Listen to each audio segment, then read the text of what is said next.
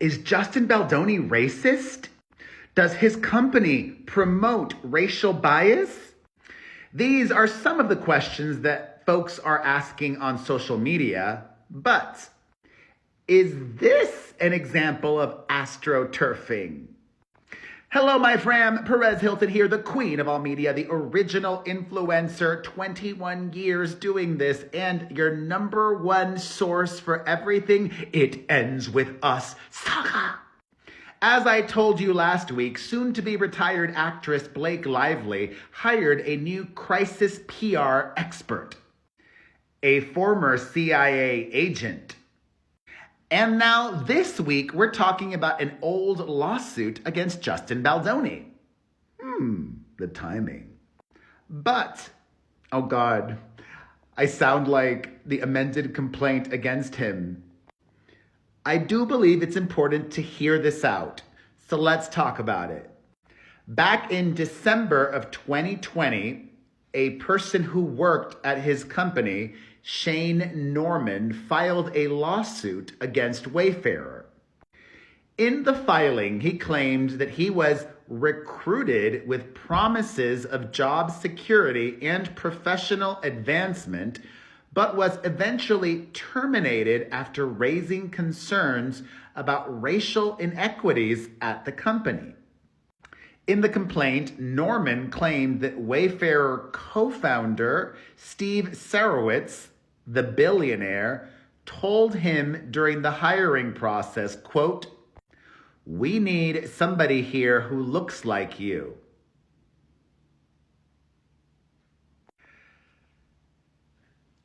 It is important to note that the CEO of Wayfarer, Jamie Heath, his partner, is a black man. I like to be fair and factual. But this other black man claims that Wayfarer showed a pattern of sidelining and tokenizing people of color. After speaking up about this while still employed, Norman's suit alleges that he was first demoted and then fired. And yes, we're hearing about this now for the first time. Crisis PR expert. The lawsuit says Norman was demoted, his pay was cut, and he was ultimately terminated, while non-black employees in similar circumstances received severance packages that he was denied. According to the Los Angeles Times and their hit piece against Baldoni, he and Wayfarer jointly denied all of those accusations brought against them not long after the suit in 2020. And by September of 2021, a judge had dismissed several of the claims in Norman's filing. At first, the executive tried to file an appeal, but in the end, he decided to voluntarily dismiss his own lawsuit with prejudice, which is a legal term meaning that he cannot refile. According to the Times, citing a source, Norman, who had knowledge of negotiations going on at the time, Norman walked away with about $150,000 in exchange for dropping the claims. Well, Justin is speaking out about these resurfaced allegations and the lawsuit that went away, and he says through his rep, quote, "Throughout their defense of Mr. Norman's lawsuit, Mr. Baldoni, Wayfarer Studios, and Wayfarer Entertainment vigorously denied all of Mr. Norman's claims. In fact, public records confirm the trial court dismissed Mr. Baldoni and Wayfarer Studios from the lawsuit well before any resolution by the parties and the concurrent dismissal of the remainder of the lawsuit. Other than stating that the matter was resolved, we are unable to further comment." I mean, they did comment a lot there. A different statement was released that claims, quote, "Mr. Sarowitz, the billionaire co-founder, was not a defendant in the lawsuit. Wayfarer Studios, Wayfarer Entertainment, and Baldoni denied this and all the material allegations in the complaint, the first amended complaint and the second amended complaint. And this was not the first time that Justin Baldoni has been accused of wrongdoing legally. 3 years ago, he and Wayfarer were sued by a writer named Travis Flores, who claimed that his company ripped off a script that he'd written called 3 Feet Distance in order to make the movie that would become Baldoni's directorial debut, 5 Feet Apart. That movie, which starred Cole Sprouse, examined the challenges of living with cystic fibrosis. Flores, the writer, who suffered from cystic fibrosis and had been through 3 lung transplants, claimed that Baldoni stole his script to make it. In the end, though, a federal judge dismissed Flores' suit in March of 2022. And obviously, there is his ongoing lawsuit with the hair care professional.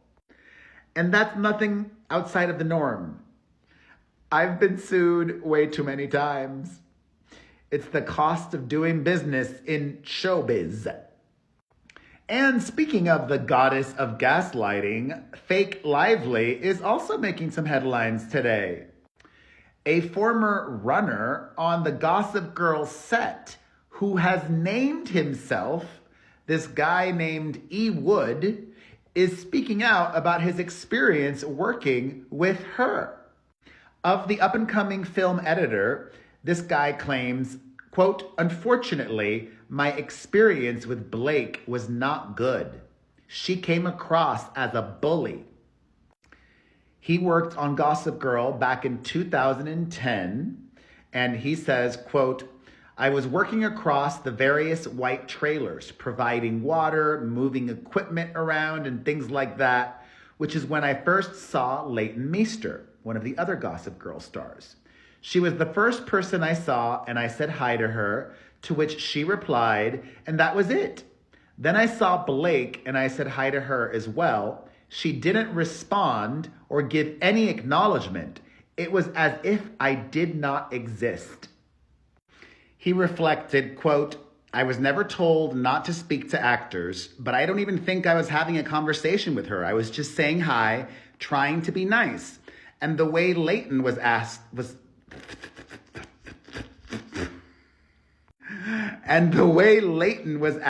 was so nice to everyone, even the fans around and other people from the crew. She was so lovely to be around, but Blake was just a nightmare. I witnessed the way she was talking to other people on set, crew, other actors, and it just wasn't a good vibe." Things got worse as Blake supposedly grew difficult to work with as she acted disrespectfully towards him, such as by making jokes and making fun of him in a really passive-aggressive way, he claims. This guy seems really enamored with Leighton Meester, though. He says, "Whenever I had to go near Leighton's trailer, it was really easy. There was no animosity or anything. But when I had to go close to Blake's, it was very difficult." Adding that when fans wanted to take pictures with them, Leighton was always available, but Blake didn't have the time. And with the crew, quote, "It was more the way she was speaking to them like she was a toddler. If she was not having what she wanted, she would start making a scene, just being disrespectful and rude." I'm not trying to bash Blake Lively. I'm just talking about my experience and the fact I saw her acting like a bully. This has nothing to do with Justin Baldoni. This happened in 2010, way before Justin Baldoni. I don't know. This sounds like a hit piece against her. And I'm not a fan of her. So, a lot to take in. Let's discuss it all in the comments section.